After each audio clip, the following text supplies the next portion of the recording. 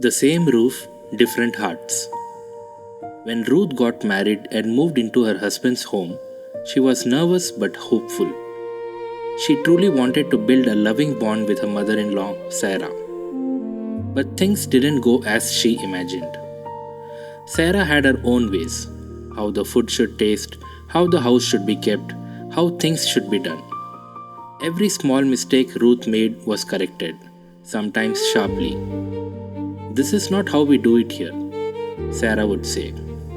Ruth felt hurt. No matter what I do, it's never enough, she thought. Slowly she began to withdraw. Conversations became formal. Smiles faded. The house was quiet but heavy.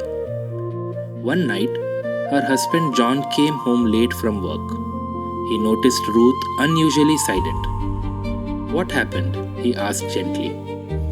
At first, she hesitated, but then everything poured out.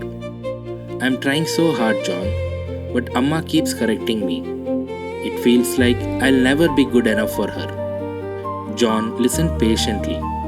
He didn't interrupt.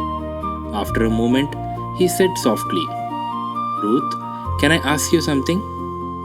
She looked at him. "If you were in her place one day, how would you want your daughter-in-law to treat you?" Ruth was quiet. John continued, "Amma has lived her whole life running this home in her own way. Maybe it's not that she doesn't accept you. Maybe she just doesn't know how to let go yet." He held her hand. "But you can choose how you respond. You can be the kind of daughter-in-law you would one day hope to receive." That night, Ruth didn't say much, but something changed inside her. The next morning, she walked into the kitchen where Sarah was cooking. "Amma," she said gently, "can you teach me how you make that special sambar? I want to learn it your way." Sarah looked surprised, but nodded.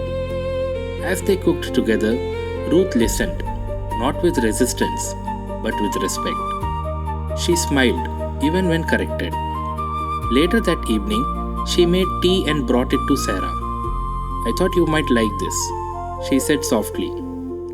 Days passed, and Ruth continued choosing kindness, not because it was easy, but because it was right.